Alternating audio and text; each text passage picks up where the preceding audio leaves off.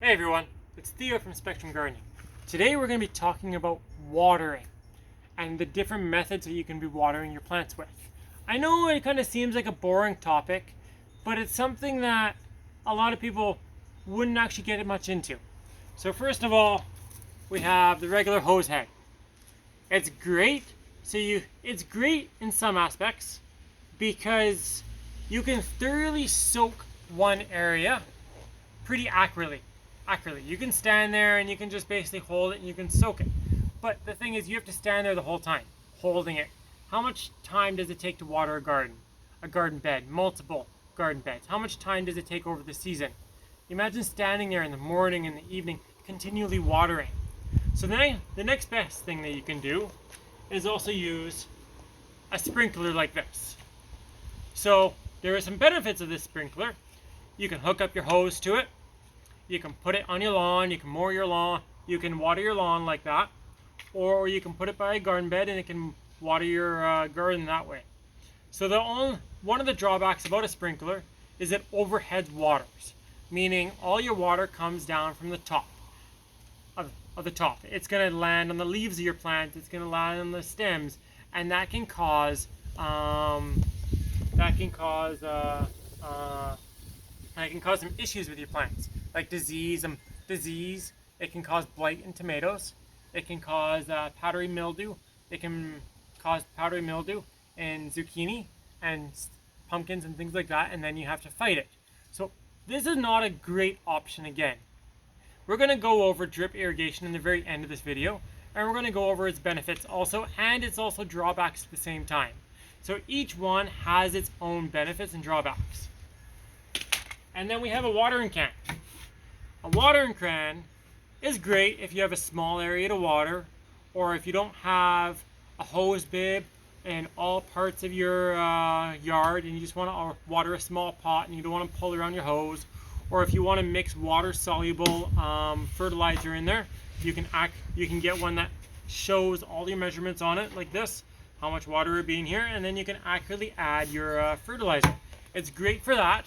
But imagine lugging this around your whole garden with you. Imagine watering your whole garden bed. How many liters are you going to need? How many trips?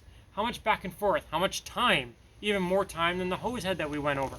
So now let's go take a look at the drip irrigation, one of our garden beds. So this is part of our drip irrigation setup. We have our main line come in through here. It hits our shutoff valve here. We actually have a shutoff valve on each one of our beds, even when they're in the same zone. Meaning we can have 3 different beds connected to the same zone, but we can have a shutoff valve. We have a shutoff valve in each one, meaning we can shut off the water to one particular bed, and then the other ones still get water. So that we have the main line that comes down here, and then we have a T for this line right here. So this is actually our drip hose right here. And the great benefit about the drip hose is it waters directly on the soil level, and it doesn't cause any issues with causing blight in tomatoes or peppers or eggplant later on. Some of those are more susceptible to late blight and overhead watering than others. It also doesn't also add to the issues of powdery mildew with zucchini and pumpkins. What it does is water directly on the soil level like this, rest right there. And the spacings that we have every 12 inches for drip holes. And it just lets out a little small bit of water just like this. I'll show you how it waters in a moment. And then we have that throughout a whole bed. And we can, if you actually look at our planting, we have plantings right along the side of the drip, right here, and right along another side of this right over here.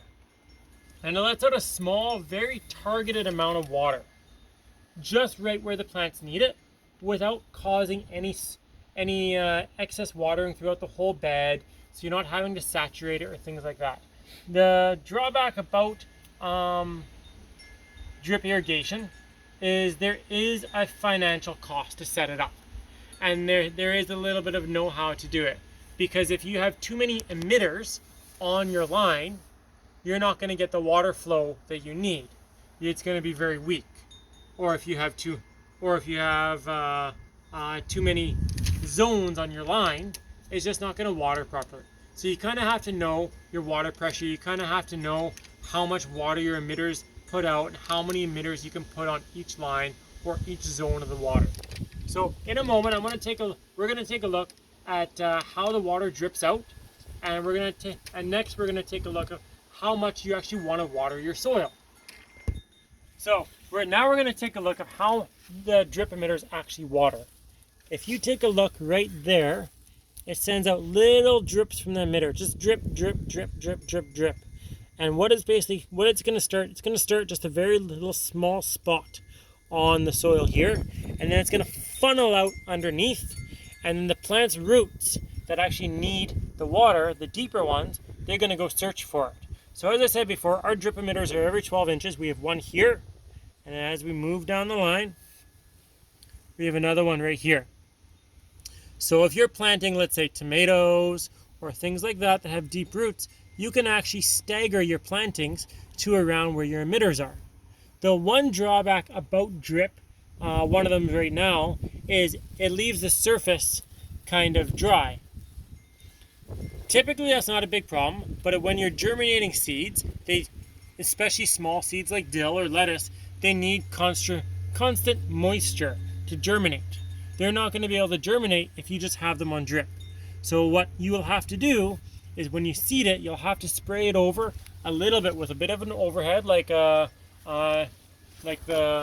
hose head that we showed you earlier, or even with a watering can, just to keep them moist until they germinate, until they pop, and then you can switch them over to emitters. And then you can switch over from your overhead watering, and you can just solely water by drip emitters. The only time I've watered this garden bed is when I was germinating my seeds. That's it. The rest of the time, I just let it go. I have it on a timer, and I have it go on for a certain amount of time, for a certain amount of days, per day, per week, everything like that. I'll be showing that to you afterwards, but let's go take a look at the zucchini right now, and I'll show you why drip is so nice for the zucchini plants over here. So as I said earlier, zucchini is one of the varieties that's susceptible to powdery mildew.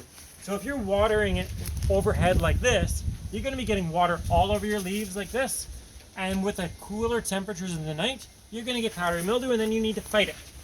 So let's take a look right inside here. We have our drip irrigation go along here, and it's just going drip, drip, drip right at the soil level, right where the plants and the roots are going to need it most, without causing an issue with the foliage up here, or without causing an issue with anything else. So now we're going to go on and we're going to show you our timer setup and everything like that. So here we have our hose bib. It looks kind of complicated, but it's not. Here's a regular hose bib. Here's a 4-way splitter. You don't have to get a 4-way splitter. You can get a 2-way splitter, or you can not even get a splitter at all. The reason we have a 4-way splitter is because if you look on the first one over here, we have our regular hose come off it. This one right here, a regular hose. That goes out into our hose reel and our hose over there. The second one goes for our timer down here, and then we have 4 zones on our timer, and then we have 4 zones here, which are all independently controlled, which I'll get into in a moment.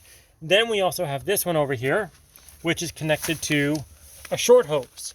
Let's say we're wanting to water a hanging basket, or let's say we're wanting to fill up a bucket or something like that. We can just turn on this one. And each one of these splitters is controlled by this switch right here. So when you turn it on like that, it's on. When it's off like that, this master switch always stays on. And then we have a mini hand washing station right here. Our daughter likes those water toys called Bunch of Balloons. So she's attached this this is a leftover bunch of balloons onto where the hose would usually attach to. But if we turn it to that, and then we can now have water come out like that, and we can wash our hands nicely like this. So now let's take a look at our timer system. So this is our timer. It looks kind of intimidating, and yes, I was intimidated initially, but let's take a look at it. So first, we're going to go to the time. We're going to press this cycle. We can turn it, the whole thing off. And then we can also change when we're going to be starting to water. And we can change when we're going to be starting to water each one of our zones. If you notice, I have this one watering at 3:45, this one at 4:15, this one at 4:45, this one at 5:30. Now I have these all starting in the morning. I'm talking 3:45 in the morning. I'm talking all the way to 5:30. And now why am I doing it in the morning? Because that's the best time to water the plants. It's not scorching hot out, and you're not going to be potentially shocking your plants' roots by adding cold water to them or scorching hot water in the middle of the day. However, there are times when we've had huge heat waves that I have been watering in the middle of the day, but all by drip irrigation, so I'm not worried about hitting the leaves and then magnifying the sun's rays and then burning my plants that way. So then if you take a look, I've got them all starting at a certain time, and then I have how long it's being watered. So each one of the beds, each one of the zones is slightly different. If we'll go back to that one's 30 minutes, that one's 40 minutes, that one's 30 minutes, and 30 minutes. The reason it's like that is because different beds require the different amounts of water. They, depending on what's growing in them, depending on the location in the yard, depending how much sun exposure that they get, and it's kind of depending on a few things. And now let's go check out the frequency. So zone 1 is once per day. Zone 2 is once per day. Same with zone 3, same with zone 4. But what I can do is I can water them every 12 hours, every 8 hours, every 6 hours, basically whatever is needed, all the way up to once every 7 days, depending on what's required of your plants and what you're growing. And then if we look to these switches, I can also turn on manually like this, so I can have zone 1 automatically watered. This is great if you're going to be in the garden and you kind of want to come back and you want to kind of babysit it. So each one of these zones can be controlled like this. But what you can also do with it, now this can be done by any timer. You can start it so zone 1 will be automatically watered for 4 minutes extra today. I'll leave that, and then zone 1, this will open up the valve in zone 1, and then it's going to water for 4 minutes. And now I can set that. Let's say I notice one garden bed needs water. I can set it for 30 minutes or whatever time that you need, and I can set it, I can walk away, and it's automatically going to turn off afterwards. So now let's go check out how much you should actually be watering your plants. So when I talked about watering plants, what I really meant was watering soil, how much you actually need. And no, I'm not talking that you have to water a certain amount of time per day. And no, I'm not going to be able to tell you, well, X plant needs X amount of water. You really have to judge by your soil. So let's take a look. On the top of the soil, it's not wet. And you know what? That's perfectly okay. You're not going to have any roots up there anyways. What you want to be checking is a few inches under your soil, like right here, down here. And you want to grab a handful of soil like that, kind of squeeze it. And if it sticks together like that, but it can easily come apart, that's actually a little bit too much water, because it's not quite like mud, but it's a little bit too wet. You want it a little bit drier. So that's actually right beside a drip emitter right here. So if we go over here and we go down, we keep going down, you can see how the colors have changed from really dry up here to more moist down here. We'll take a handful of that, and you can see the difference from earlier. Now that's better. You can see how it's not so sticky, but still coming apart, and you can take your thumb and just easily break it apart like that. So now that we can see how much to water, let's take a look as to see how much water you like. Let's take a look and let's see the soil that doesn't have enough water. So now we're going to go right in the middle of our irrigation line where we don't have anything planted.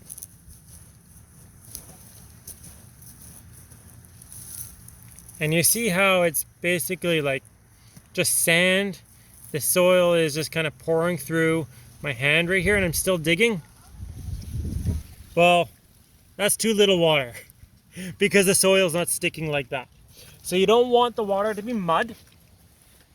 You don't want the soil to be super sticky. You don't want it to be dry like this. You want it to be kind of clumpy, but still be able to break it apart in your hands. So, thank you for watching.